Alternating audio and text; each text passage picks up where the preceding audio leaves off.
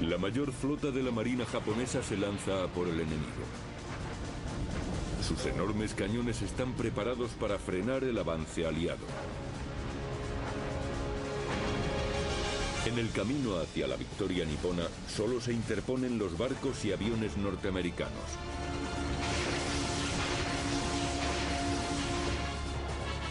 Las fuerzas estadounidenses se enfrentarán a la armada japonesa liderada por el legendario Yamato, el mayor acorazado de la historia.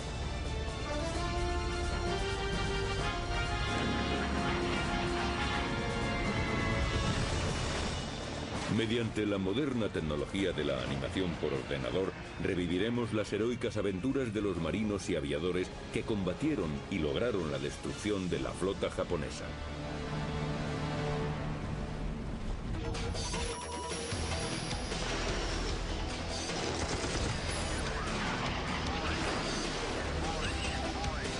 Combates aéreos. La destrucción de la flota japonesa. 24 de octubre de 1944. Los cazas y bombarderos de la tercera flota norteamericana vuelan en una misión decisiva: encontrar y destruir la fuerza central japonesa, la flota más poderosa de la Marina Imperial.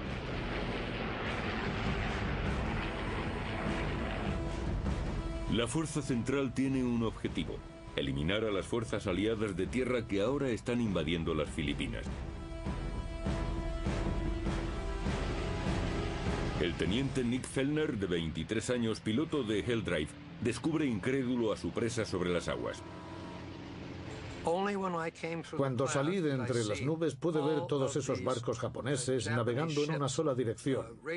Así que elegí el barco más grande que vi y fui a por él.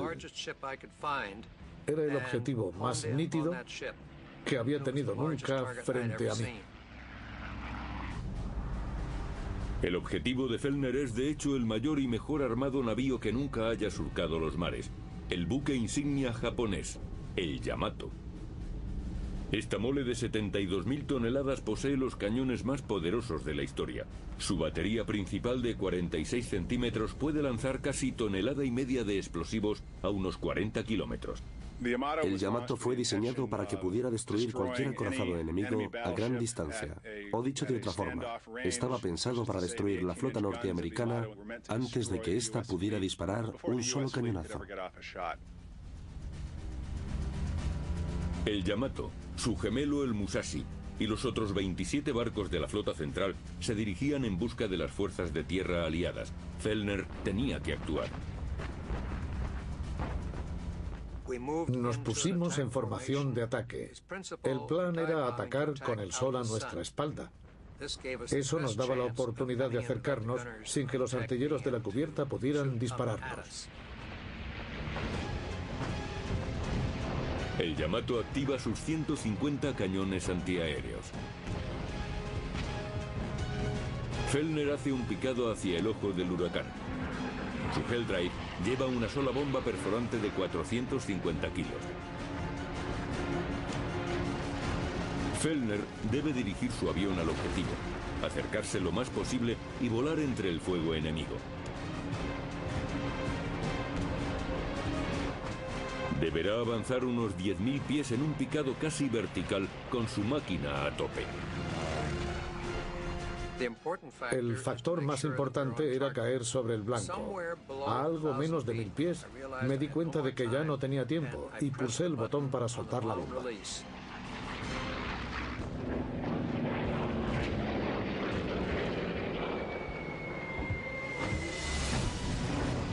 En el último instante, Fellner tira de la palanca ascendiendo en retirada a 9 Gs.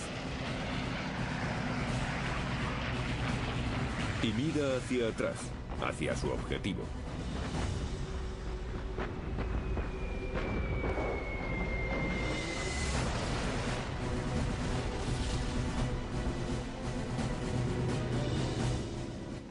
Hice un lanzamiento muy afortunado porque la bomba impactó en una de las pocas, muy pocas partes sin blindar del acorazado.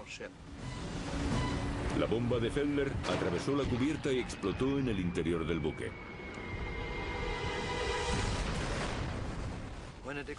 Al explotar por debajo de la línea de flotación, abrió dos enormes agujeros en el casco. Unas 3.000 toneladas métricas de agua inundaron la nave. El Yamato se escora 5 grados, pero su casco está construido en forma de panal, con 1.500 compartimentos estancos. Enderezan la nave rápidamente. Pero el ataque aéreo daña gravemente a otros 3 buques japoneses. Y el navío gemelo del Yamato, el Musashi, se hunde en el mar de Shibuya. De los 259 aviones que han tomado parte en el ataque, solo 18 han sido derribados. El almirante Kurita, al mando de la Fuerza Central, ordena a sus barcos virar en redondo. Lo que parece ser una escaramuza de las fuerzas norteamericanas es en realidad el principio de una de las mayores batallas navales de la historia.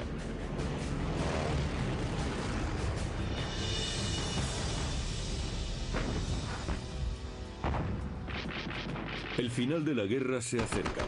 Japón necesita desesperadamente frenar el avance aliado. El general Douglas MacArthur ha desembarcado en la isla filipina de Leyte con una fuerza de 200.000 hombres. La invasión amenaza con cortar líneas de abastecimiento niponas. Japón no puede permitirse la derrota. Si los japoneses perdiesen las Filipinas, se cortarían las líneas de suministro entre Japón y las Indias holandesas. No podrían seguir manteniendo una economía de guerra, de modo que si Japón pierde las Filipinas, la guerra está acabada. A Japón apenas le quedan portaaviones. Su única esperanza reside en sus grandes acorazados. Y desarrollan una arriesgada estrategia a la que llaman Show-Go, o Plan de Victoria. El objetivo es destrozar la fuerza de invasión de MacArthur con los grandes cañones de los buques. El plan Show-Go divide la flota japonesa en 3 fuerzas. La central, comandada por el almirante Kurita, se dirigirá hacia Leyte a través del estrecho de San Bernardino.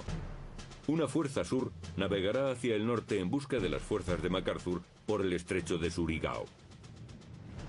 El plan consiste en llevar estas fuerzas a través de unas aguas muy vigiladas y llegar a Leyte en un movimiento de pinza, por el norte y por el sur. La estrategia del plan es el engaño. Por el norte, una fuerza compuesta por la reducida flota de portaaviones hará de cebo, esperando a atraer a la tercera flota norteamericana del almirante Bull Halsey, despejando los canales hacia Leyte para que avance la fuerza central. Ahora, tras el exitoso ataque aéreo sobre la fuerza central, Halsey pica el anzuelo. Cree que Kurita se está retirando, así que se mueve hacia el norte para perseguir a los portaaviones japoneses. Entonces, apenas 2 horas después de haber dado la vuelta, el almirante Kurita ordena al Yamato y a los restantes buques que inviertan el rumbo hacia Leyte.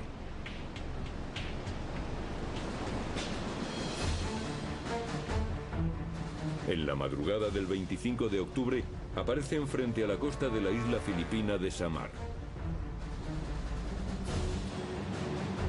A las 6:35 avistan unos mástiles en el horizonte, a unas 25 millas náuticas.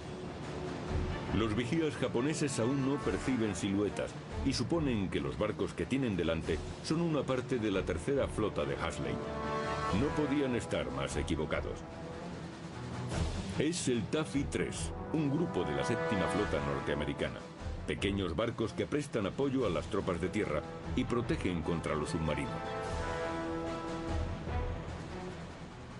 El Taffy 3, el pequeño grupo de abejas obreras, no tiene nada que hacer en el mar frente al Gran Yamato. Lo último que espera esta pequeña fuerza es verse involucrada en un combate contra la fuerza central japonesa. Pero eso es justo lo que ocurre en la batalla de Samar.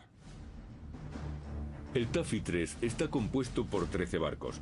Son 6 pequeños portaaviones de escolta, 3 destructores y 4 destructores de escolta. Los barcos norteamericanos están armados con cañones de 12 centímetros. La Fuerza Central Nipona contaba con 23 buques de guerra, 4 acorazados, 6 cruceros pesados, 2 cruceros ligeros y 11 destructores. Solo el Yamato cuenta con 9 cañones de 46 centímetros y pesa lo mismo que todos los buques del Taffy 3 juntos. A bordo de los buques del Taffy 3, los hombres están relajados. Creen que la Fuerza Central ha abandonado la zona. De repente, en la pantalla del radar, aparece esta mole enorme. Me quedé sin palabras. Subí al puente y el capitán nos dijo: todo el mundo a sus puestos. Nos atacan.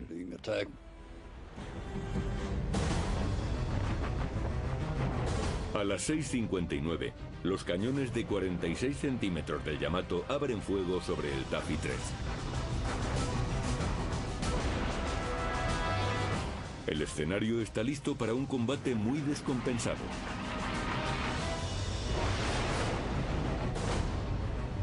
David y Goliat se enfrentan en alta mar.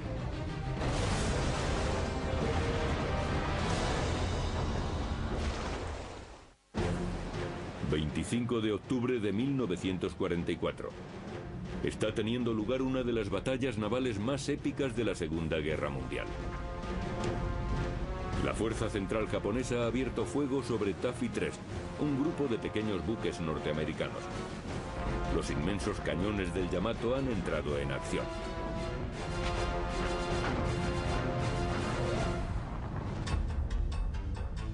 Los barcos de Kurita están aquí. Taffy 3 está aquí, 20 millas al sureste. Son los únicos buques que protegen a los 200.000 soldados norteamericanos en las playas de Leyte.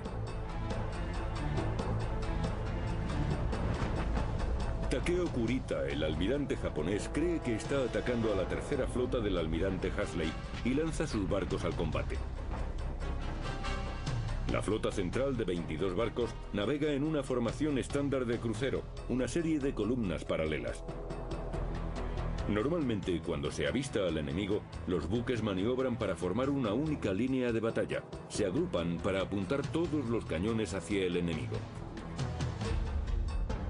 Pero Kurita está ansioso por atacar rápidamente a Hasley y en lugar de formar una poderosa columna de batalla, ordena un ataque general. Sus fuerzas permanecen divididas, una decisión que resultará errónea. El comandante del Taffy 3, el vicealmirante Clifton C.G. Sprague, sabe que le superan en número y armamento y reacciona rápidamente. Los 6 pequeños portaaviones de escolta se sitúan dentro de un círculo defensivo formado por 3 destructores y 4 destructores de escolta. La prioridad es proteger a los portaaviones y les ordena virar hacia el este, lejos de la flota japonesa que les ataca. Al mismo tiempo hace despegar a todos sus aviones. Rápidamente despegan unos 150 Wildcats y Avengers.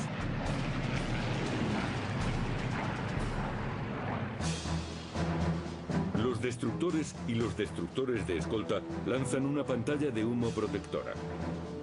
Usan botes de humo químico y añaden fuel directamente a sus chimeneas.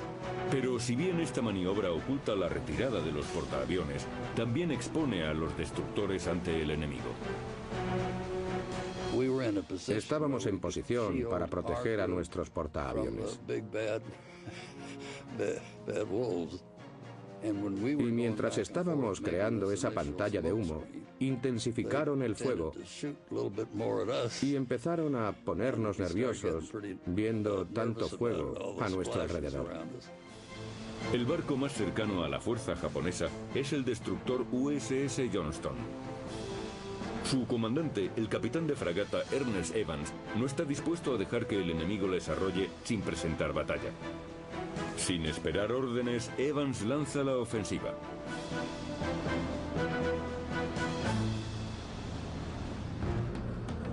En lo que parece una misión suicida, Evans ordena poner velocidad máxima y virar el timón a la derecha. El Johnston rompe la barrera defensiva y va directo a atacar al enemigo.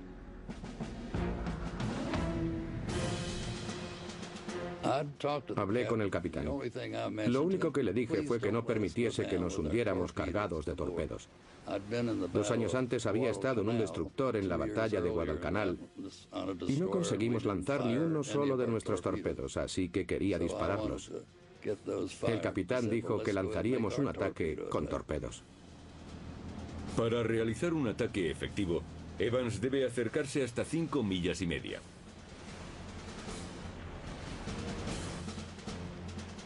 Pero la artillería naval japonesa puede alcanzar 3 o 4 veces esa distancia.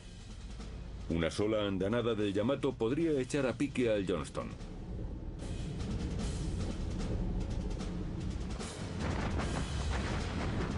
Los japoneses abren fuego desde una distancia inalcanzable para cualquier cañón norteamericano.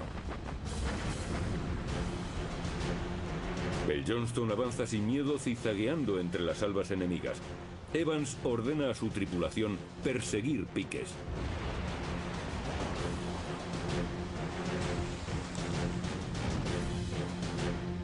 En esta táctica defensiva, el buque se dirige hacia las columnas de agua levantadas por el impacto de los proyectiles enemigos, suponiendo que los artilleros no dispararán 2 veces seguidas al mismo lugar.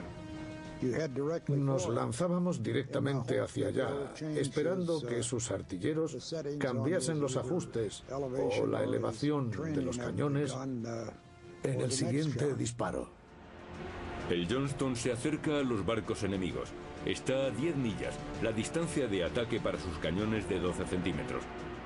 A las 7:10 de la mañana, el Johnston abre fuego sobre el crucero pesado que va en cabeza, el Kumano.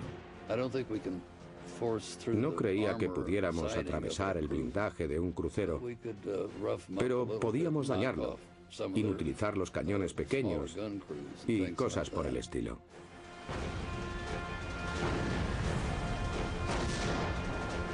En 5 minutos, la batería principal del Johnston lanza unos 200 disparos.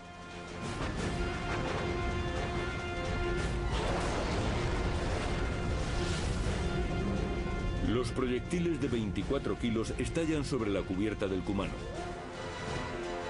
El Johnston avanza hacia el buque enemigo. Sus torpedos están listos. El Johnston es un destructor de la clase Fletcher, diseñado para escoltar y proteger contra lanchas torpederas y submarinos. Al pesar solo 2.100 toneladas, a los destructores como el Johnston se les apoda latas por su falta de blindaje. El Kumano es 6 veces más grande que el Johnston. Mide casi como 2 campos de fútbol a lo largo y está blindado de proa a popa. El Johnston es ligeramente más rápido que el Kumano, pero el armamento de este es muy superior al del Johnston. La única esperanza del buque norteamericano es dirigir correctamente sus 10 torpedos explosivos modelo 15 alojados en los 2 tubos lanzatorpedos de la cubierta. El Johnston sigue adelante para situarse a la distancia adecuada. Sorprendentemente, los artilleros japoneses son incapaces de realizar un solo impacto. Los torpederos del Johnston apuntan. Deben calcular la velocidad del barco enemigo y el tiempo que tardarán los torpedos en llegar al objetivo.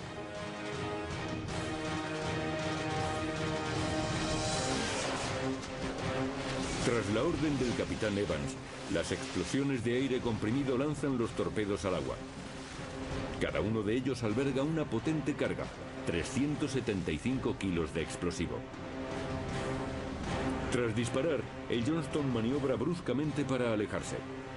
Sus torpedos navegan a una profundidad de 2 metros con una velocidad de 27 nudos hacia el objetivo. Se produce una violenta explosión. El Kumano ha sido alcanzado y dañado. Uno de los torpedos del Johnston había reventado la proa del Kumano y el barco tuvo que retirarse. Además, un segundo crucero, el Suzoya, también se retira para permanecer a su lado. Así que de buenas a primeras, gracias a la audacia del capitán Evans, 2 de los 6 cruceros pesados de los japoneses quedan fuera de combate en los primeros 10 minutos. Pero el triunfo del Johnston tiene su precio. Ahora se encuentra a 7 millas del acorazado Congo, una distancia óptima para el disparo.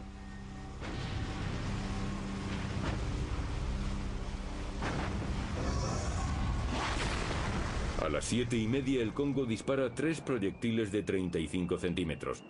Los obuses de 680 kilos vuelan a 800 metros por segundo. Finalmente, atraviesan la cubierta del Johnston y alcanzan la sala de máquinas. La velocidad del barco norteamericano se ve reducida a la mitad. Ya solo navega a 17 nudos. Es una presa fácil. Segundos después, 3 proyectiles de 6 pulgadas, probablemente del Yamato, destrozan el puente.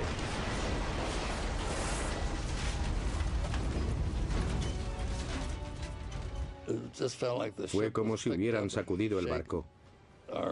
Nuestro mástil principal se partió en dos. Tras los impactos, yo estaba alerta a todo lo que ocurría y vi cómo el mástil se venía hacia abajo. Fue un caos absoluto. Los proyectiles japoneses paralizan las torretas de popa de 12 centímetros accionadas eléctricamente. Mi cañón estaba bajo el control del artillero jefe, pero cuando recibimos ese impacto, todo se bloqueó. Mis cascos, por los que recibía las órdenes, dejaron de funcionar. Perdimos la conexión eléctrica del cañón. Nos quedamos fuera de servicio. El puente está cubierto de sangre. El capitán Evans ha sufrido heridas graves, pero no cede el control de la nave.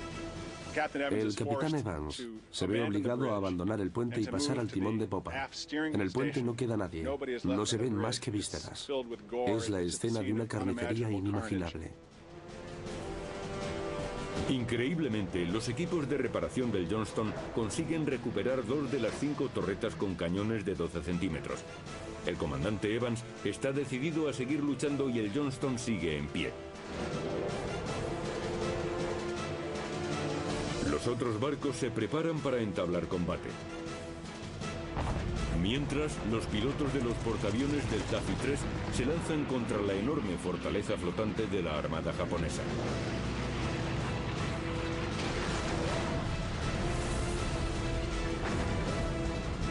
La batalla que comenzó siendo un enfrentamiento desigual es ahora un enfrentamiento abierto.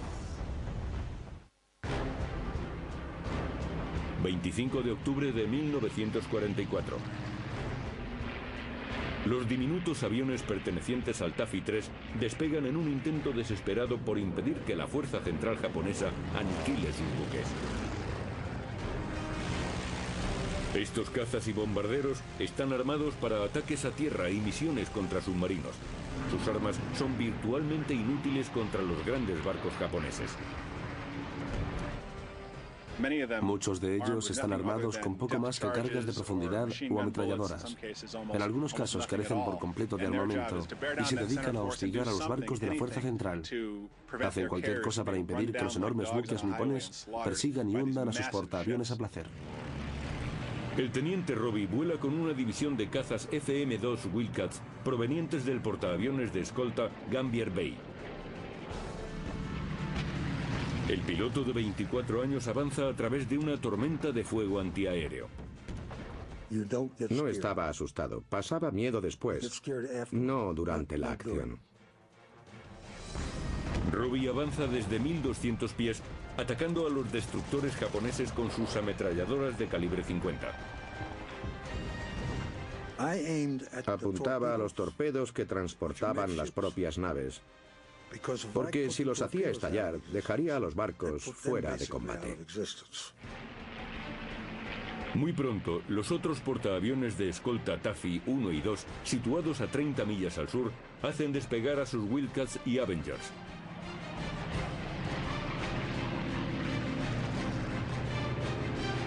A las 7:15, cientos de aviones aliados llenan el cielo.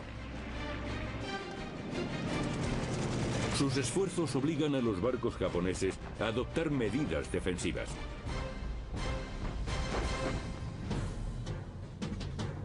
Esta pausa en el ataque japonés permite a los destructores Hall y Herman lanzar sus torpedos. Los del Herman se desvían de su objetivo, pero avanzan hacia el Yamato. El buque insignia japonés tiene que virar completamente para evitar el impacto. Desde la carlinga de su FM-2 Wildcat, Robbie observa la maniobra del Yamato y decide atacarlo con sus ametralladoras. Empecé a disparar a las posiciones antiaéreas de la cubierta de proa porque estaban desprotegidas. Pero cuando ya no podía dispararles porque volaba demasiado bajo, disparé al puente hasta agotar la munición. Sorprendentemente, tras el ataque estadounidense, el Yamato no vuelve al combate. Pero la fuerza central de Kurita todavía conserva un temible poder bélico. A las 7:35, el diminuto destructor norteamericano de escolta Samuel B. Roberts se une a la batalla y lanza sus torpedos contra el acorazado Chokai.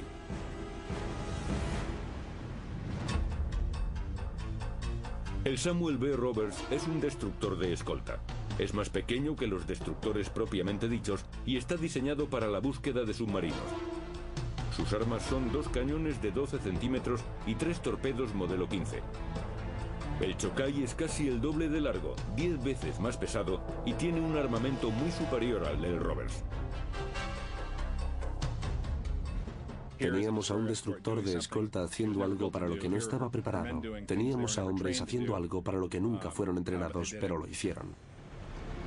En su avance, la tripulación del Roberts divisa al destructor Johnston dañado tras el combate. Para el marinero de primera clase de 18 años, Jack Jusen, la visión del capitán Evans en la cubierta del Johnston le alentó. Allí en la popa estaba el capitán Evans dando órdenes y al verlo gritamos: «Mirad, es el capitán Evans, Dios mío». Y cuando pasamos a su lado nos saludó. Hizo un rápido saludo a nuestro capitán. Camuflado por el humo, el Roberts avanza hasta situarse a unas 2,5 millas del Chokai. Podíamos ver sus 2 cañones de proa de 20 centímetros apuntando hacia nosotros. Me dio la impresión de que me iba a dar entre los ojos. El Chokai dispara sus proyectiles de 20 centímetros. Cada uno pesa unos 140 kilos.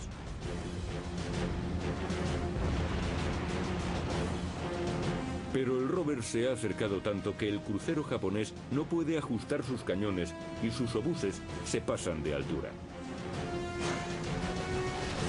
El Roberts lanza entonces hacia el Chokai 3 torpedos modelo 15 de 7 metros de largo que consiguen un impacto directo en el crucero pesado. Teníamos 18 años. Gritábamos como si fuera un partido de béisbol. Entonces el Roberts ataca con las únicas armas que le quedan. Empezamos a dispararles con nuestros 2 cañones de 20 centímetros. Eso era todo lo que nos quedaba, pero estábamos dando en las partes superiores de esos cruceros. Un proyectil de 12 centímetros puede rebotar en el casco, así que nuestros artilleros apuntaban a las partes más vulnerables. Durante 60 minutos, el Roberts se bate en igualdad contra adversarios que son de 10 a 30 veces más grandes. Hacen más de 600 disparos con sus cañones de 12 centímetros. Pero a las 8:15, el Roberts se hace pedazos tras varios impactos devastadores. Nuestro cañón de popa recibió una andanada de proyectiles de 20 centímetros. Cuando se disipó el humo, el artillero jefe nos dijo que el cañón 42 se había desintegrado. Yo conocía a 2 chicos allí y solo podía pensar en su muerte. Fue entonces cuando entendimos el significado de la expresión luchar hasta el final. Asumiendo su último desafío, el cañón de 12 centímetros de proa del Roberts, el único que les queda, dispara e incendia la cubierta del crucero Chikuma y destroza su torreta número 3.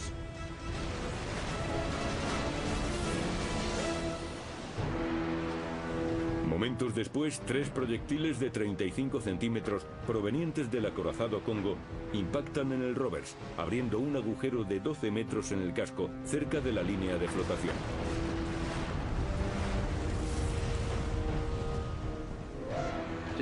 Podía entrar una furgoneta por ese agujero. Se filtraban toneladas de agua. Nos quedamos completamente parados. Alguien gritó: «Abandonad el barco, sálvese quien pueda».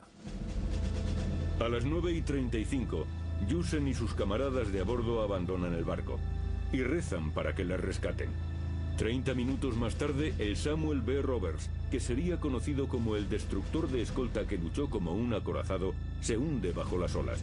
El buque arrastró consigo a 89 marineros. Las latas del Taffy 3 están sucumbiendo al poder de la flota japonesa.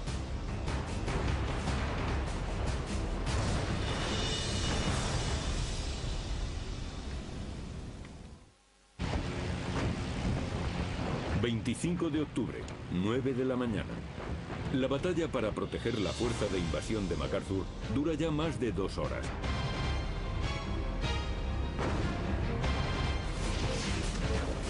A pesar de los heroicos ataques norteamericanos con torpedos, los japoneses infligen graves daños a 3 de los pequeños portaaviones de escolta del Taffy 3.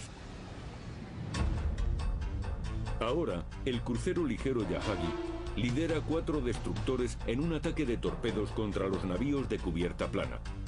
El único barco norteamericano que está en posición para hacerles frente es el maltrecho USS Johnston. El Johnston abre fuego con los pocos cañones de 12 centímetros que le quedan. Disparábamos cada vez que podíamos fijar un blanco y seguimos disparando mientras pudimos. El capitán Evans ordena al Johnston avanzar a toda máquina para cruzar la T de la columna japonesa.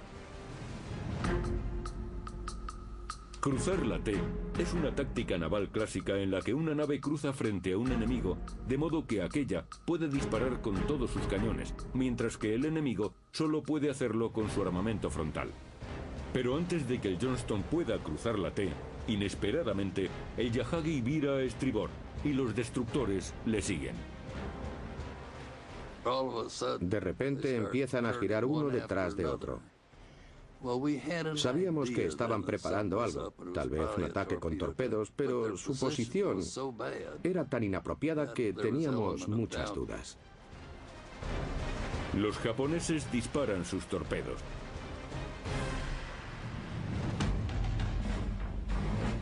El torpedo japonés tipo 93 o Long Lance fue uno de los más efectivos durante la guerra. Con un alcance máximo de 32 kilómetros y una carga máxima de 450 kilos de explosivos, puede hundir un barco con un solo impacto. Como a todos los torpedos, hay que programarle previamente la velocidad, alcance y profundidad de navegación. Pero el Johnston ha hecho que los japoneses disparen prematuramente, antes de hacer los ajustes necesarios, y los torpedos no alcanzan su objetivo. El Johnston ha vuelto a salvar a los portaaviones y una vez más paga el precio. Los 5 barcos japoneses aplastan al solitario destructor. El Johnston dispara en un desesperado e inútil intento por demorar lo inevitable. A las 9:10, una descarga arrasa el barco. El momento determinante fue cuando reventaron el cañón 52, que está justo delante del puente, y mató prácticamente a todos los que estaban allí, e incendió las cajas de munición de los cañones del 12, levantando nubes de humo. Finalmente los motores del Johnston se paran. El barco queda inmóvil sobre el agua. Los destructores enemigos rodean al maltrecho barco disparando despiadadamente.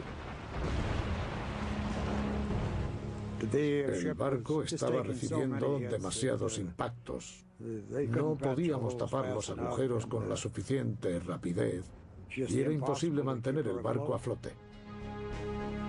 A las 9:45, tras casi 3 horas de combate, el capitán Evans da la orden de abandonar el barco. 25 minutos después, el Johnston se hunde bajo las olas. Se han perdido 186 miembros de su tripulación. Pero sorprendentemente, el Johnston y Taffy 3 han logrado lo imposible.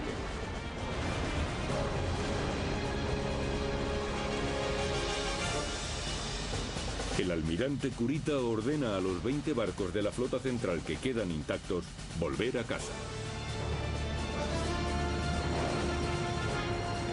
Gracias a la determinación de los pilotos y marineros estadounidenses, la fuerza de invasión de MacArthur se ha salvado. La batalla de Samar ha concluido. David ha derrotado a Goliat. El almirante Sprague dijo que según él, la decisión del almirante Kurita de virar en redondo se debió a que había recibido demasiados daños para seguir adelante. Creo que probablemente empezó a sospechar que el plan So-Go no era viable. Su decisión fue un tanto extraña, pero teniendo en cuenta los factores, es comprensible. El éxito del Taffy 3 al conseguir que la flota central retroceda supone un gran sacrificio. 2 destructores, 2 portaaviones y un destructor de escolta han sido hundidos. Casi 1 millar de supervivientes de entre sus tripulaciones, incluyendo a Jack Jusen, Bob Hagen y Bob Hallenbaugh, pasan 70 horas en las aguas plagadas de tiburones antes de ser rescatados. Más de 1000 marineros y pilotos han muerto. Tras su heroico servicio, el Taffy 3 recibe una mención presidencial por su extraordinaria valentía en acción. El capitán Ernest Evans del Johnston abandona el barco con su tripulación, pero no se le volvería a ver. Se le otorga la medalla de honor a título póstumo. El poderoso Yamato no tendrá ningún honor. El acorazado más poderoso de la historia ha demostrado ser tan solo el elemento más llamativo del combate. En realidad, esa fue la única oportunidad que tuvo el Yamato de hacer lo que se esperaba de él: usar sus gigantescos cañones para vencer a la flota norteamericana en una batalla decisiva. Por eso, al dar la vuelta, Kurita, en cierto modo, traicionó al espíritu del Yamato. Tras la batalla de Samar, el Yamato volvió a Japón. 6 meses más tarde, en abril de 1945, se embarcará en una misión suicida para salvar el imperio japonés.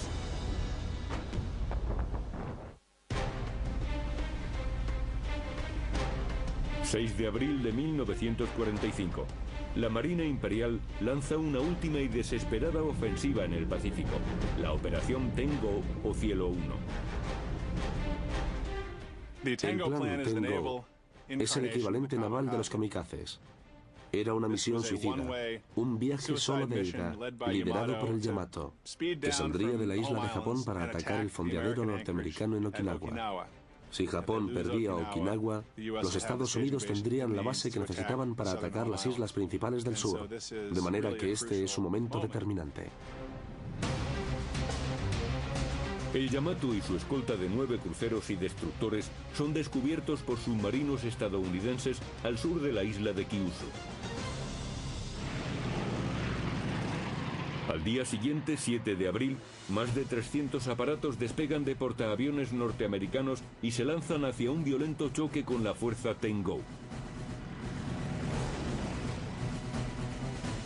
El teniente Francis Ferry, que pilota un Helldiver del portaaviones Bennington, vuela en la primera oleada. Hace un mes, el aparato de Ferry casi fue derribado por la barrera antiaérea del Yamato.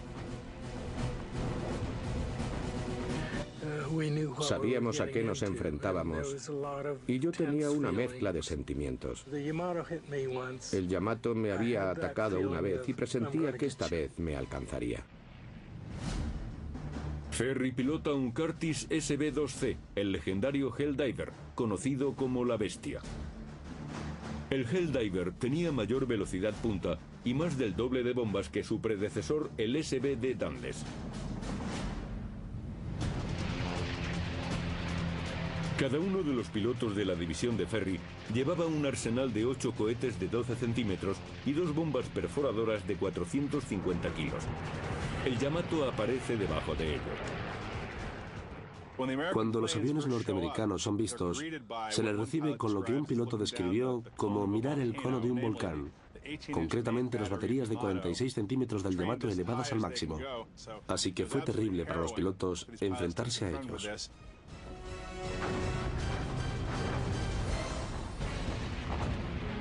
A las 12:20 del mediodía, Ferry pica desde 3.000 pies de altura apuntando al blanco. Usé mis cañones de 20 milímetros para ayudarme a apuntar porque llevaba trazadoras. Si las trazadoras iban rectas, sabía que estaba volando recto.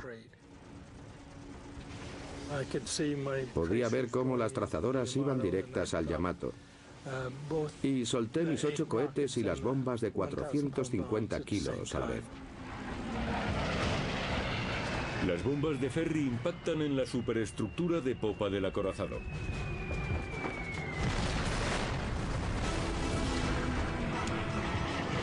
Los otros Helldivers vuelven a lanzar sus ataques.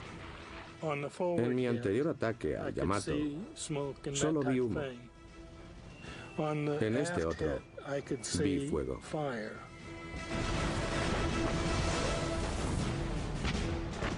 Varios aviones caen víctimas del fuego antiaéreo. Pero sus ataques se llevan por delante la mayoría de los cañones antiaéreos del Yamato. El camino está despejado para las 2 próximas oleadas de bombarderos. Los artilleros jefe nipones están fuera de combate.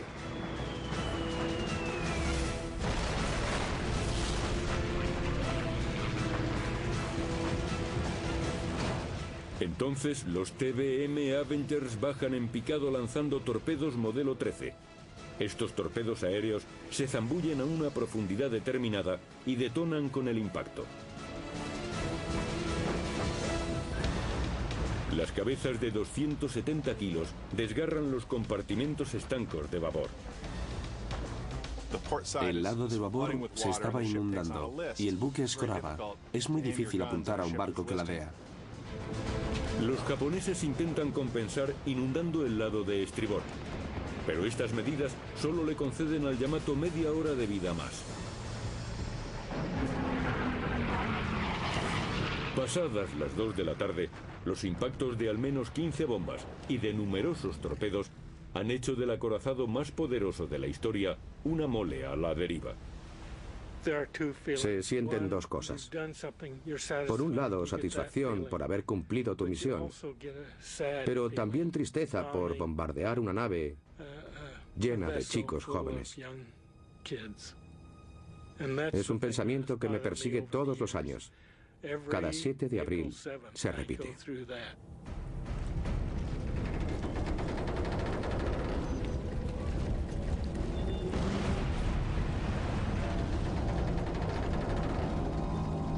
Aproximadamente a las 2:30 de la tarde, el Yamato se hunde con 2.500 hombres a bordo entre oficiales y tripulación. Solo 270 supervivientes son rescatados. Pero el orgullo de la flota japonesa no sucumbirá sin estruendo. Antes de hundirse, bajo la superficie, su polvorín estalla.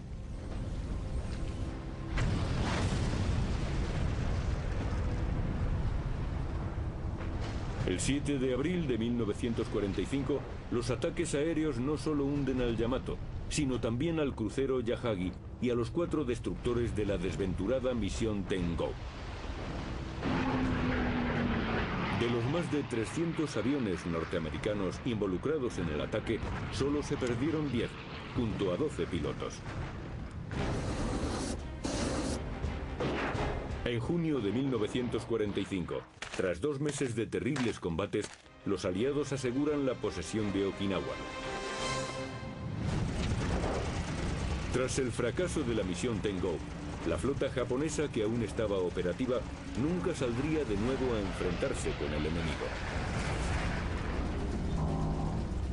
El Yamato fue diseñado como la encarnación del poder y la gloria imperiales. Irónicamente, sus llamas se convirtieron en la pira funeraria de toda la armada japonesa.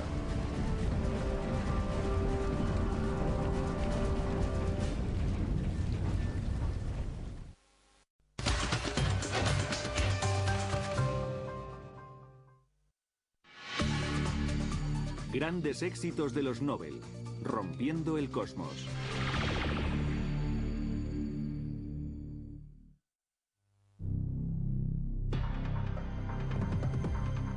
Vivimos en un mundo complejo. Y aun siendo así, nuestro campo, nuestras ciudades, cada hombre, cada mujer y cada niño, todo lo que hay en este mundo y en los mundos más allá, tiene una cosa en común: está hecho de materia, de los 92 elementos que se extienden por el cosmos. Pero ¿cuál es el origen de la materia? ¿Cómo fueron concebidos estos elementos? Vamos a remontarnos en el tiempo, 10.000 millones de años atrás.